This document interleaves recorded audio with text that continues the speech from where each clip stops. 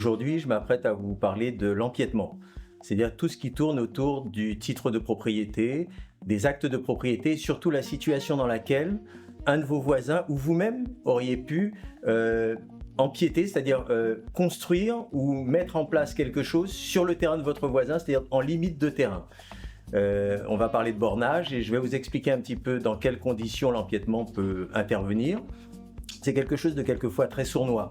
C'est-à-dire que vous pouvez avoir un aplomb de toit, votre toit qui dépasse un petit peu par rapport à la limite du voisin. Vous pouvez avoir des fils ou des canalisations souterraines qui passent sous le terrain de votre voisin sans qu'il ne vous en ait donné la permission, ou alors quelquefois un bout de votre maison qui dépasse. Et cette situation, elle peut intervenir contre votre volonté. C'est-à-dire que souvent vous achetez un terrain, on vous donne des limites et si vous ne en faites pas la vérification, vous pouvez vous rendre compte que en fait, la limite qui vous a été indiquée n'est pas la bonne. Et dans des cas comme cela, on se retrouve en situation d'empiètement. Ce qu'il faut savoir, c'est que le droit consacre le droit de propriété.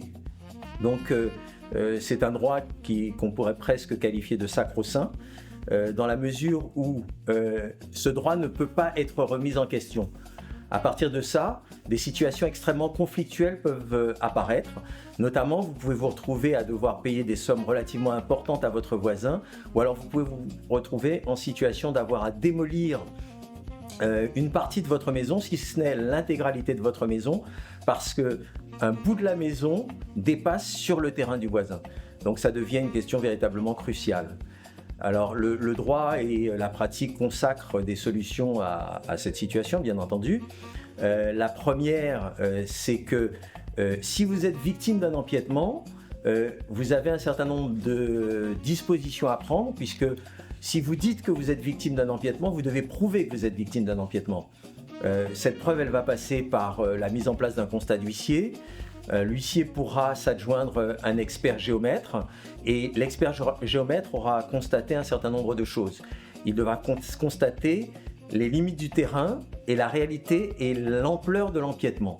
À partir de cela, il y aura une première phase, puisqu'on est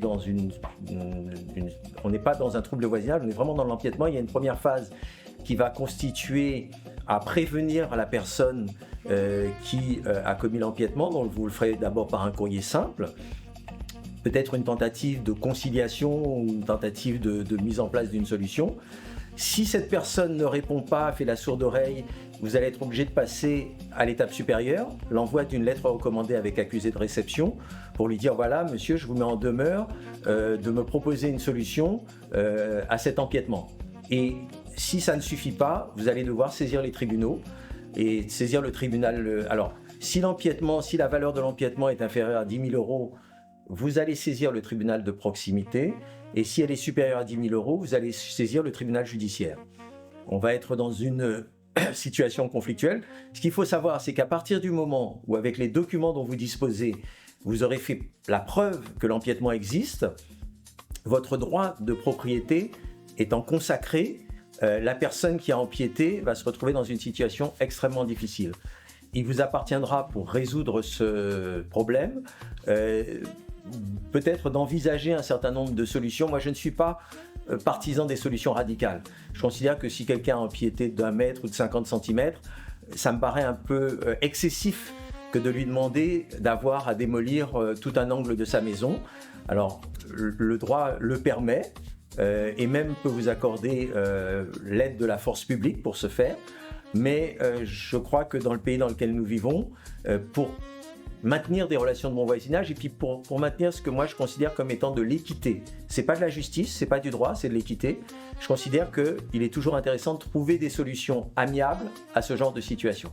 Et de toute manière, je conseille aux personnes qui se trouvent dans cette situation d'immédiatement contacter un avocat, contacter leur avocat, parce que mon credo à moi, c'est que toute personne devrait avoir un avocat, non pas pour nous enrichir particulièrement, mais parce que souvent, vous venez nous consulter à des moments où les situations sont devenues tellement critiques qu'on ne peut pratiquement rien faire. Nous n'avons pas de baguette magique, nous n'avons pas de machine à remonter le temps, et il est quelquefois plus intéressant de consulter en amont, même si vous avez l'impression que ça coûte un petit peu d'argent, ça vous coûtera toujours moins cher qu'une situation inextricable, c'est-à-dire une situation dans laquelle on est et dont on ne peut pas sortir, sauf à grands frais, ou alors en créant du malheur, en créant du désespoir chez une ou l'autre personne. Je voulais vous parler d'un cas que je traite actuellement, qui est un cas d'empiètement, dans lequel j'ai une dame qui a acheté un terrain il y a fort longtemps, et il s'est avéré à un moment que lors de la construction, ce que n'a pas fait le constructeur, il n'a pas vérifié les limites du terrain. Alors il faut dire qu'il aurait peut-être eu du mal à les vérifier parce que dès le moment où on a établi le lotissement, il y avait une série d'empiètements qui avaient été mis en place, c'est-à-dire que les limites avaient été légèrement déplacées.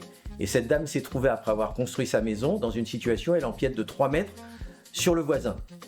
Le voisin est allé en justice, il a obtenu des décisions de justice et il se trouve dans une situation où, pour un terrain qu'il a acquis pour une somme de 38 000 €, aujourd'hui, il se trouve à avoir une créance sur cette dame de plus de 200 000 €. Des solutions ont été tentées, des solutions amiables ont été tentées pour que cette dame ne perde pas sa maison. C'est une dame qui a maintenant, aujourd'hui, dans les 72 ou 73 ans, qui est à la retraite et qui se retrouve avec des saisies sur sa pension de retraite, d'importantes saisies sur sa pension de retraite, pour pouvoir faire face aux sommes qu'elle doit en justice, en raison d'une décision de justice, pour faire face au paiement des sommes qu'elle doit à son voisin. Alors qu'en fait, on se retrouve dans une situation où le voisin a une créance qui équivaut à 5-6 fois le prix du terrain qu'il a acheté. Donc, dans une situation comme celle-là, je conseille et je propose à tout un chacun d'aller vers de l'amiable, ce que consacre aujourd'hui le droit et la jurisprudence.